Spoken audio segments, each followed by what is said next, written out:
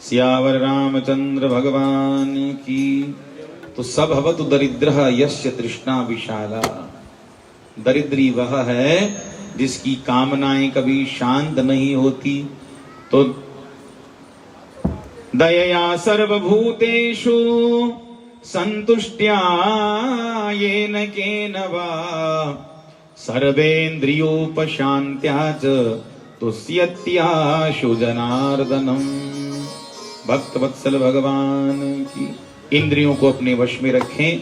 इस प्रकार 3 सूत्रों को जो अपने जीवन में उतार लेते हैं, जनार्दन आसुतुष्यति, भगवान उसके ऊपर अति शीघ्र प्रसन्न हो जाते हैं। श्री भागवत जी की 4th स्कंद को यहाँ विश्राम देते हुए 5th स्कंद में भगवान शुकाचार्य गति करते हैं। भगवान के स्थान लीला आप सुनने जा रहे हैं। मनु महाराज के जो लाडले पुत्र थे प्रियव्रत, ये विरक्त थे, महात्मा थे, संसार के विषयों में तनिक भी रुचि नहीं थी, भगवान का भजन करने के लिए विरक्त होकर चले गए। अब मनु महाराज को बड़ी चिंता हुई, धरती का राज्य किसको सौंपे।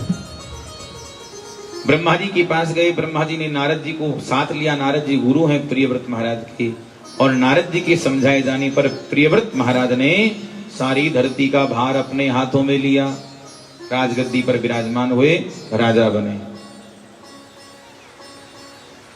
एक बार की बात, प्रियव्रत महाराज अपने राज्य में बैठे बैठे विचार करते हैं कि भगवान सूर्य सुमेरु की परिक्रमा करते हुए लोकालोक पर्यंत धरती के जितने भूभाग को आलोकित करते हैं, प्रकाशित करते हैं, उसमें से आधा भाग ही प्रकाशित होता है, आधे में अंधेरा रहता है। ये रात क्यों होती है? संसारी लोग सोकर सारा समय बेकार कर देते हैं, बर्बाद कर देते हैं। हम धरती पर रात होने ही नहीं देंगे। रथेन ज्योतिर्मयेन रजनीमपि दिनम करिष्यामि, मैं रात को भी दिन में बदल दूंगा। ऐसे परम प्रतापी धर्मात्मा प्रियव्रत महाराज ने संकल्प किया।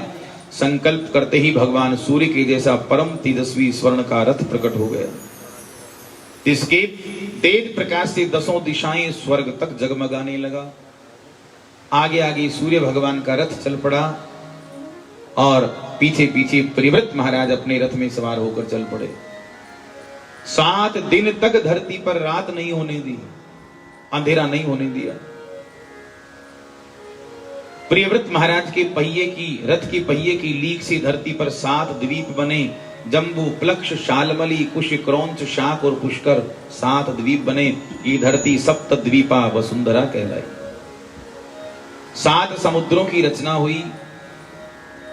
ब्रह्मा जी ने आकर समझाया, प्रियव्रत, प्रकृति प्रदत्त कोई भी वस्तु व्यर्थ नहीं होती है, सबकी अपनी अपनी उपयोगिता होती है। रात्रि की अपनी उपयोगिता है, दिन का अपना महत्व है। पुत्र, या निशा सर्वभूतानाम तस्याम जागर्ति संयमी। रात में जहां विषयी लोग विषय भोग में डूबे रहते हैं, संसार में लोग सोते हैं, विश्राम करते हैं, उसी रात्रि में योगी समाधि लगाते हैं, ध्यान करते हैं, भजन करते हैं। तो रात्रि का अपना महत्व है, दिन की अपनी उपयोगिता है। यहां तक काम क्रोध की भी अपनी उपयोगिता है। भोजन बनाया, इतना सुंदर भोजन बनाया, स्वादिष्ट, पर साग में नमक छोड़ना भूल गए, सारा स्वाद बेकार हो गया। अब दूसरे दिन इतने सावधान रहे कि एक बार की जगह साग में 2 बार नमक डाल दिया, सारा साग खारा हो गया। हे भगवान, क्या करती हो, ध्यान नहीं देती हो। और तीसरे दिन देवी जी इतनी सावधान रही, बिचारी को भ्रम हो गया, जल्दबाजी में घबराकर भूल भूल में साग की जगह नमक खीर में डाल दिया।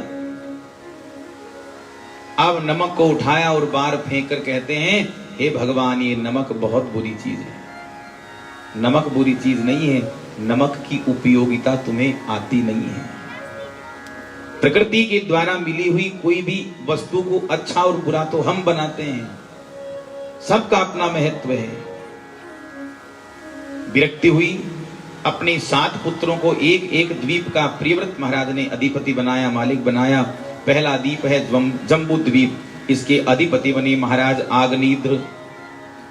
आग्नेयद्र ने जम्बू द्वीप के 9 खंड के इनके 9 पुत्र थे और एक एक पुत्र को एक एक खंड का मालिक बनाया। पहला खंड है अजनाब खंड। अजनाब खंड को ही भारतवर्ष कहते हैं। अजनाब खंड के अधिपति बने महाराज नाभि। मेरू नाम की कन्या से विवाह हुआ, कोई संतान नहीं हुई। यज्ञ किया, यज्ञपति यज्ञ नारायण भगवान प्रकट हुए और यज्ञ नारायण भगवान की कृपा से मेरू देवी गर्भवती हुई। स्वयं परमात्मा गर्भ में पधारे और दिगंबर सन्यासी और ऊर्ध्वरेता मुनियों का धर्म प्रकट करने के लिए भगवान ऋषभदेव सन महात्मा के रूप में प्रकट हुए। बोलिए ऋषभदेव भगवान की जय। इंद्र की पुत्री जयंती के साथ ऋषभ भगवान का विवाह हुआ। इंद्र की कन्या जयंती के गर्भ से 100 निष्पाप पुत्रों को भगवान ऋषभ ने जन्म दिया। बड़े पुत्र का नाम हुआ श्री भरत, जिनके नाम से इस अजनाब खंड का नाम हुआ भारतवर्ष। आसिद्येनेदं वर्षं भारतमिपिवत् व्यपदिशन्ति। देखिए इस सनातन संस्कृति में हमारे भारत भूमि में 3 भरत हुए। कई नंदन भरत, शकुंतला नंदन भरत और भागवत के जड़ भरत। ये 3 भरत हुए और तीनों ही भरतों ने अपना अपूर्व योगदान सनातन संस्कृति की रक्षा के लिए दिया। ऋषभदेव भगवान का एक नियम था, वे अपनी प्रजा को धर्म का उपदेश देते। और प्रजा तो परिवार भी प्रजा ही है। मुखिया के लिए उसका परिवार, उसके पुत्र पौत्र, ये सब प्रजा ही है।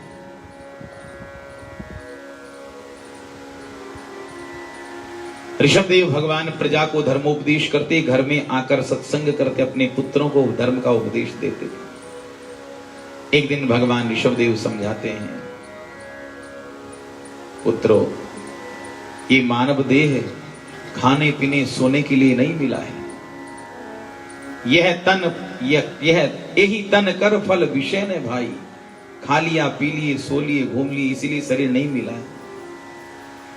नायम देहो देह भाजाम नृलोके कष्टान कामान अर्हते विडभुजाम। ये खाना पीना सोना खेलना कूदना मौज मस्ती, इसी के लिए देह नहीं मिला है। तो बोले तपो दिव्यम, इस देह के द्वारा हम दिव्य तप करें, साधना करें। पुत्र का ये न सत्वम, इससे सत्व की प्राप्ति होगी। शुद्धेद्यस्मात्, सत्व की प्राप्ति होगी तो बुद्धि पवित्र हो जाएगी, शुद्ध हो जाएगी। ब्रह्म सौख्यम त्वनंतम, और इसके प्रभाव से अनंत ब्रह्म सुखों की प्राप्ति होती है। इसलिए पुत्रों, इस जगत में 2 प्रकार के आनंद हैं, एक विषयानंद और एक ब्रह्मानंद। विषयानंद हर योनि में भोगने को मिलेगा। कुकर शुकर जो बनोगे सब में विषय भोगने को मिलेगा। पर मानव वह है जो ब्रह्मानंद की अनुभूति करे, ब्रह्मानंद की प्राप्ति करे, ब्रह्मानंद में डूबे। विषयों तक जिसकी बुद्धि रहती है वह पशु कहलाता है। इसलिए भगवान ऋषभ कहते हैं, महत् सेवाम द्वारमाहुर्विमुक्ते तमोद्वारम योषिताम योषि संगम। पुत्रो, अगर स्वर्ग तक जाना है, स्वर्ग में जाना है, तो उसकी सीढ़ी है, उसका माध्यम है महत् सेवाम, सज्जन पुरुषों की सेवा। जो भगवान के भक्त हैं, ऐसे संत साधु भक्तों की सेवा, उनका संग, वे मुक्ति की सीढ़ी है, मोक्ष का मार्ग है।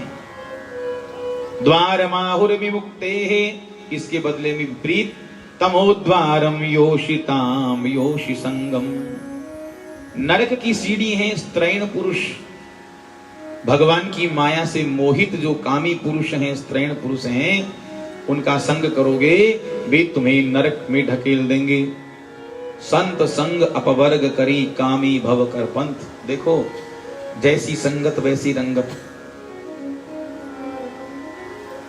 नेताजी का संग करोगे तो नेतागिरी अपने आप आ जाएगी, सीखना नहीं पड़ेगा।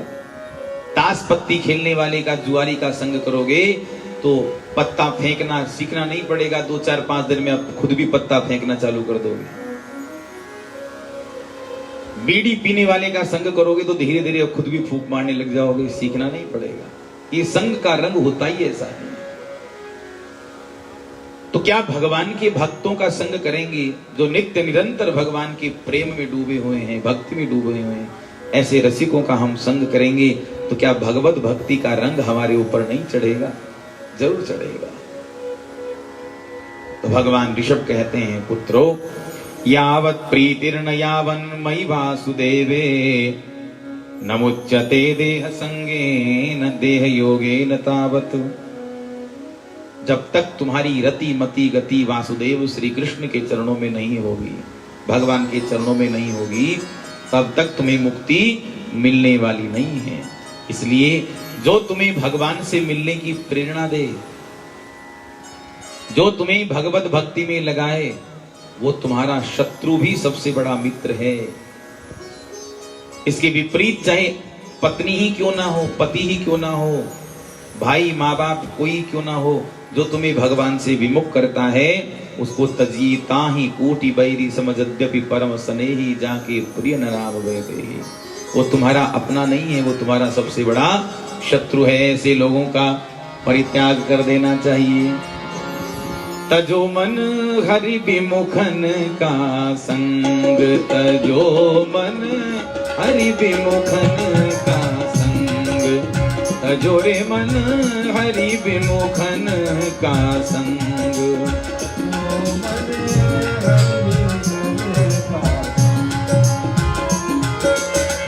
जाके संग कुमति अति उपजे, जाके संग कुमति अति उपजे, परत भजन में भंग, तजो मन हरि विमुखन का संग, तजो रे मन हरि विमुखन का संग।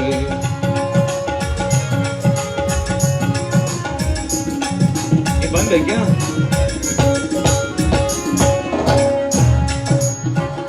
कागा कहा कपूर चुगाए, स्वान नहाए गंग, हो कागा कहा कपूर चुगाए, स्वान नहाए गंग, हो हर को कहा अर्घ जाले पन, खर को कहा अर्घ जाले पन, मरकट भूषण अंग, तजो मन हरि विमुखन का संग, तजो मन हरि विमुखन का संग, तजो मन हरि विमुखन का।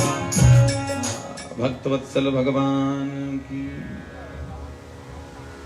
धीरे धीरे ऋषभ देव भगवान संसार से विरक्त हुए, परमहंस वृत्ति को धारण किया, जहां तहां मलमूत्र का त्याग करने लगे, नंगे होकर घूमने लगे, धूल मिट्टी खाने लगे, कंकड़ पत्थर जो मिल जाए उसी को खाते हैं। लोग, संसारी लोग घृणा करने लगे, हे भगवान कैसा गंदा बाबा, दूर हटो। लोग घृणा करने लगे। ऋषभ देव भगवान प्रसन्न हो गए, चलो यही तो चाहते थे। जितना संसार के नजदीक जाओगे उतने ही भगवान से दूर होते चले जाओगे, और जितना संसार से दूर रहोगे उतने ही भगवान के नजदीक रहोगे। ऐसी दिव्यता इनकी शरीर में आ गई। भागवत में लिखा है कि ऋषभ देव भगवान जहां मल त्याग करते थे, इनके मल से इतनी दिव्य सुगंध निकलती थी कि पुरीश सुरभि सौगंध्य वायुस्तम देशम 10 योजनम समन्तात सुरभिम चकार। 1 योजन का मतलब 4 कोस और 10 योजन का मतलब 40 कोस। ऐसी दिव्य सुगंध निकलती, 40 कोस तक का वातावरण सुगंध से सुवासित हो जाता। अणिमादि सिद्धियां आई, एक भी सिद्धि को नजदीक नहीं आने दिया। क्योंकि महापुरुष को कभी मन का विश्वास नहीं करना चाहिए। ये मन बड़ा धोखेबाज है। न कुर्यात करहिचित सख्यम मनसी यनवस्थिते, क्योंकि सिद्धि आएगी तो मन में प्रसिद्धि की कामना जरूर आएगी, लोग हमें जाने पहचाने। प्रसिद्धि की कामना आएगी तो चमत्कार करेंगे, क्योंकि चमत्कार को नमस्कार है, बिना चमत्कार कोई नमस्कार करता नहीं। तो करने लगेंगे चमत्कार तो होने लगेगी हमारी जय जयकार।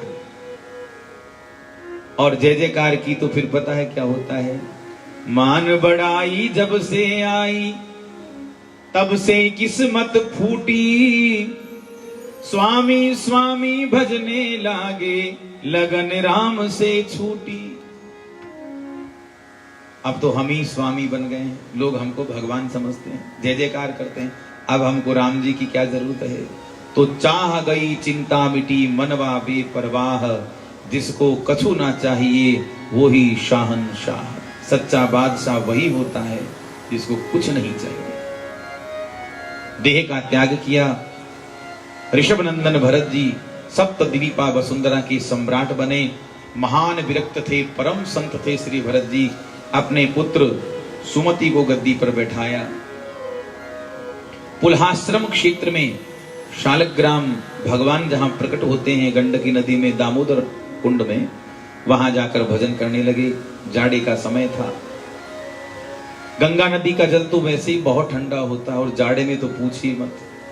भजन कर रहे थे, इतनी ही देर में परम संत भरत जी देखते हैं एक गर्भिणी हिरणी पानी पीने के लिए आई, मृगी। उसको देखकर सिंह ने दहाड़ लगाई। सिंह के भय से भयभीत होकर हिरणी तुरंत नदी में छलांग लगा दी। जल्दी जल्दी पानी पार करने लगी नदी को। सिंह का भय था, भयाक्रांत हिरणी का गर्भस्राव हो गया। गर्भ का द्वार खुल गया और शावक ने वही पानी में जन्म ले लिया, निकलकर बाहर गिर पड़ा। मृगी नदी के किनारे पहुंची, पार पहुंची।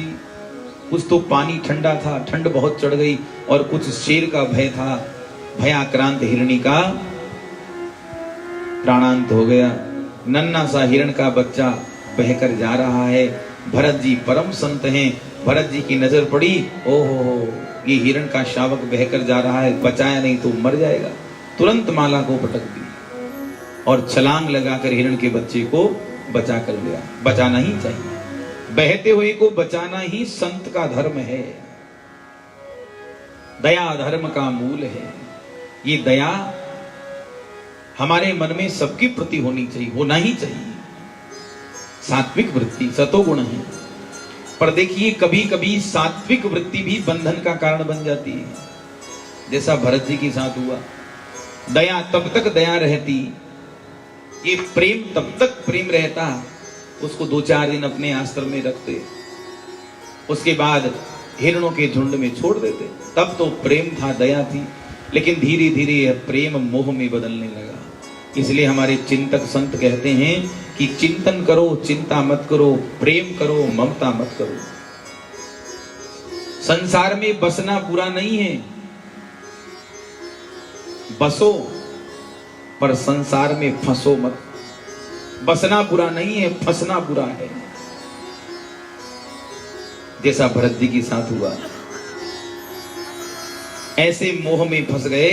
ओहो चलो अच्छा हुआ, पहले हम एक तो अकेले थे, अब 2 हो गए, खूब मन लगेगा।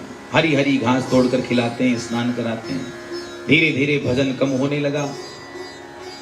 200 माला जपते थे, 50-100 हो गई, 100 से 50 हो गई, 50 से 20, अब 10। अब तो बिल्कुल ही भजन छूट गया। आए थे हरि भजन को ऊटन लगे कपास। सारा राज पाट छोड़कर चले आए भजन के लिए, और यहां आकर हिरण में आसक्ति हो गई। भजन करने बैठते हैं, हिरण का छोटा सा बच्चा आकर चाटने लगता है शरीर को। भरत जी डांट देते हैं, दुबक कर बैठ जाता है भोला सा बनकर। भरत जी को हंसी आती है। इतना मोह हो गया कि भरत जी 1 मिनट के लिए भी उस मृग शावक से दूर नहीं रह पाते। एक दिन की बात, हिरणों का झुंड उधर से निकला।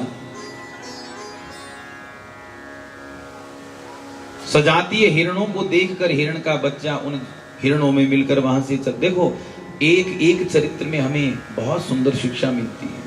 इस चरित्र से भी हमें बहुत सुंदर शिक्षा मिलेगी कि ये मोह ही जीव के बंधन का कारण है।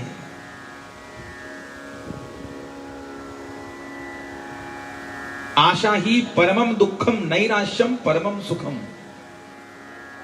ये जो हम सुख की आशा करते हैं, पत्नी सुख देगी, पति सुख देगा, बेटा सुख देगा, ये हम सुख की जो आशा करते हैं संसार से, आशा ही हमारे दुख का सबसे बड़ा कारण है। हिरण का बच्चा हिरणों में मिलकर चला गया। हिरण के प्रेम में दीवानी भरत जी सब जगह ढूंढते हैं, खूब रोते हैं, हे भगवान मेरे बिना उसकी रक्षा कौन करेगा, कौन खिलाएगा, कौन उसका ध्यान रखेगा। सूर्य भगवान को पूछते हैं, चंद्रमा से पूछते हैं, और अंत में प्रेम दीवाने भरत जी का अंतिम समय आ गया, देह त्यागने का समय आ गया। तो हमारे संत कहते हैं कि अंते या मति सा गति। अंत समय में जिसका चिंतन चित्त पर आता है वही अगले जन्म का कारण बनता है, हेतु बनता है, वही योनि मिलती है। फोटो खिंचवा रहे हो तो थोड़ा शक्ल को सुधार लेना चाहिए, क्योंकि जैसी आपकी शक्ल होगी वैसी आपकी फोटो आएगी।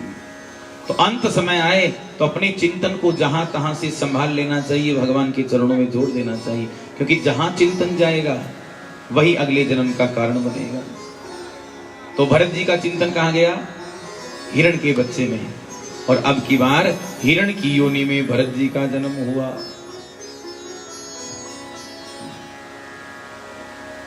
भरत जी सबसे असंग रहने लगे। आप देखते हो कई पशु ऐसे होते हैं तो आप जो भी डालेंगे वो खाएंगे नहीं, सबसे अलग थलग बैठ के रहेंगे, सबसे अलग घूमते हैं। वो कोई पूर्व जन्म के श्रापित संत हैं, सबसे अलग रहते हैं, अपने प्रारब्ध को भोग रहे हैं। तो शनई शनई भरत जी महाराज भी मृग देह को प्रारब्ध का भोग समझकर मृग देह का त्याग करते हैं। और अब की बार अंगिरा गोत्र के ब्राह्मण के यहाँ श्री भरत जी महाराज का जन्म होता है।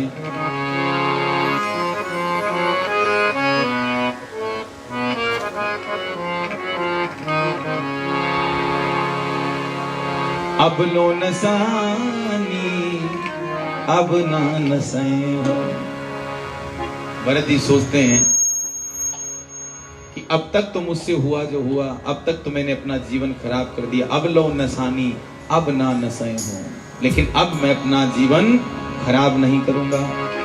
राम कृपा भव निशा सिरानी, जागे फिर न डसे हो, अब लो नसानी अब ना नसाए। भगवान की कृपा से ये मोह निशा, ये रात्रि मेरी समाप्त हो चुकी है। अब मैं फिर माया को अपनी सेज नहीं बनाऊंगा। भरत जी के और भी 9-10 भाई हैं, अंगिरा गोत्र के ब्राह्मण के यहाँ जन्म हुआ। परम सुंदर हैं भरत जी, रिष्ट पुष्ट हैं और दिव्य तेज भरत जी के शरीर से छलक रहा है। ब्राह्मण ने सोचा लगता है कोई संत का जन्म मेरे घर में हुआ है, तेजस्वी संत आया है। सबको वेद पढ़ाया, सारे भाई वेद के विद्वान बन गए, पर अनंत अद्भुत ज्ञान संपन्न होकर भी भरत जी ने आज तक अपने पिता को वेद मंत्र तो दूर गायत्री मंत्र भी नहीं सुनाया याद करके। क्यों? भरत जी जानते हैं कि पिताजी मुझे वेद पढ़ा रहे हैं मेरे कल्याण के लिए नहीं, ये उदर भरण के लिए वेद पढ़ा रहे हैं। आज मंत्र याद करा रहे हैं, कल कहेंगे जाओ फेरे करवा कराओ, पंडित बन जाओ, सत्यनारायण की कथा करके आओ, यजमान के यहाँ यजमानी करो। तो जो झंझट हम पीछे छोड़कर आए थे उसी झंझट में हम फिर पड़ जाएंगे। अब लो नसानी अब ना नसाए हो। अद्भुत ज्ञान संपन्न होकर भी भरत जी पागल की तरह व्यवहार करते हैं। गायत्री मंत्र तक नहीं सुनाया। पिताजी ने सोचा हे भगवान, लगता है मेरे घर में जड़ ही पैदा हो गया है, नाम हो गया जड़ भरत। मोहर लग गई पागलपन की। भरत जी बड़े प्रसन्न हुए, चलो अच्छा हुआ दुनियादारी से पीछा छूटा, क्योंकि ये संसार बड़ा स्वार्थी है। ये दुनिया वाले जब तक आपसे कोई काम निकलता है ये संसारी आपको पकड़ कर रखते हैं। पिताजी देखते हैं बेटा पिताजी नोट पानी ला